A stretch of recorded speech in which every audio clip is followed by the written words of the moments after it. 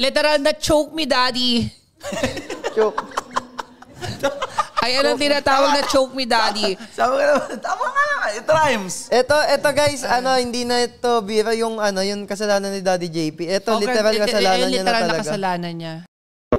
Ayan o, tinan mo. Post mo. Oh? Wala, di pa nga nakakapasok yung Lord eh, oh. Si Keller ayun nasa tower kasama si Bruce ko na naka-immortality. Mindset ba nila, walang flicker si Kelva? Kahit walang flicker, wala naman silang hard CC. Pati hindi mo papapasukin ng third... Masasayaw yan. Sasayawan sila niyan. Hindi mo papapasukin ng third tower yung Pars tsaka Granger. Pagka tas si boss ko pa nga na-SSan Okay lang sana kung inesa niya lang dito si King Kong Pang lang ba? Kung gusto niya talaga mag-SS. Oo, kung gusto niya lang papuntahin si Carl lang. Or kung gusto niya lang mag-start ng something na alagulo. Kahit sana si King Kong na lang nag-figure talaga siya Aba ka. Tapos pasok naman si Carl Ayun naluyi. Aba ka. Salong-salo nila yung tower. Gala. Ang pangit nun. Aba ka. Bak mo nga rin sa isa pa, yung sa third tower din sa bot. Yung may Lord sila, babasag dalag ng tower Ano? Ayan na, may Lord ha, may Lord. Full HP pa yung Lord. Post mo nga. Nag-flicker pa siya para maabot si Kelva. Dahil nga walang flicker, yun ang nasa... Full HP yung Lord. Full HP yung Lord. Tamo yung base. Kitang-kita kulay blue Base nila yan. May second tower pa. May kulay blue. May second tower ba? Samit may second tower pa. May nakalagay na blue, no? Tamo, isa lang yung pula, Tapos lahat blue na, Ano kayang naisip ni Daddy J? Anong tumatakbo sa shot call nila dyan, no? Oo. Agad babalik tayo sa... Papapasukin mo sa third tower yung Pars at saka yung Granger. With the 4K gold lead. Kung minaximize na lang nila yung Lord nila dyan na punong-puno yung buhay. Back mo nga ulit. Grabe yung highlight na yun Back mo pa. Back nyo! Yan, ayan.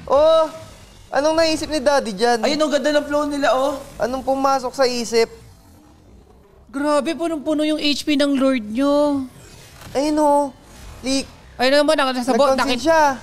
Nakita si Keldra.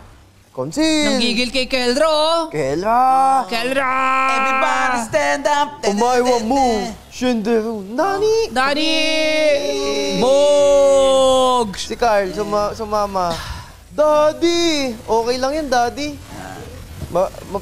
PMA na lang talaga. Okay lang. Ang nakakaloka...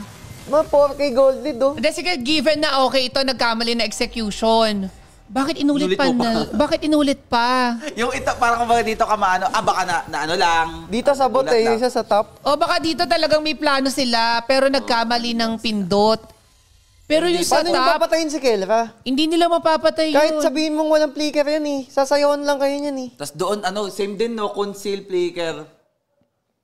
Hindi nyo mapapatayan si Kelva nang wala kayong hard CC. Literal na choke me, daddy. Choke. Ayan ang tinatawag na choke me, daddy. Sabi ka naman, tama nga lang. It rhymes. Ito guys, hindi na ito bira yung kasalanan ni Daddy JP. Ito, literal kasalanan niya na talaga. Literal na kasalanan niya. Kasi Granger Harrit sila tapos wala nang assassin. Kumbaga, walang lilikod sa kanila Kung meron man yung Bene, yung Loyi ulti. Naku huwag tayo madadisome makauwi tayo ng maagap, Daddy JP. Oeb, PMA huwag kang matilt Si anong matitilt si Daddy JP kaya mo? May ka naman, Daddy JP. Magrapa ka na lang, Daddy. May heal din yun. Alam mo ba, buong game na yun, never kung nakitang ginamit ni Daddy JP yung passive teleport, niya. no? Never kung nakita. Buong game.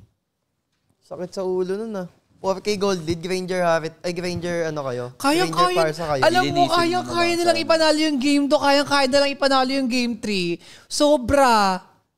Kayang-kaya. Kailangan na talaga mag-step up ni Daddy JP sa kanya nakabase. Tama yung Matilda niya. Perfect execution. Oo nga. Never na makukuha yun, Matilda. Iwasan nyo ng pawakin si Daddy JP ng mga... ewan ko. Ayoko na tumala kasi parang feeling ko sobra-sobra na yung napansin natin. Mabilis lang. Hindi namin sinisisi si Daddy JP Wala kitang-kita naman Lahat, guys. lahat ng kahit pa player pa yon mapapansin yun. Ay, pero ito may nag-comment, may point siya. Baka mamaya naman hindi si Daddy JP ang nag-call nun. Baka naman mamaya pinilit siya. O Daddy JP, mag-SS ka sabot pag nakita mo SM, aplikiran mo. Kaso discarte mo pa rin. Sa bagay, discarte niya pa rin eh. Kumbaga, kahit sabihin mo hindi siya shot call mo yun. Totoo lang. Kukontrain mo yun na Pero legit, protect na lang yun. Protect Pars at saka Granger. Panalo na yun eh. Protect Pars at lang sa kanila doon, yung Loyi. Loyi ult. Ayun nga lang yung Loyi ult. Tsaka kung sobrang magkakaroon ng magandang SS Petri yung Benedetta. May Sanji. Purify. Ayun nga Loyi ult lang, Daddy JP. Bakit mo ba? Ayoko na ult pala.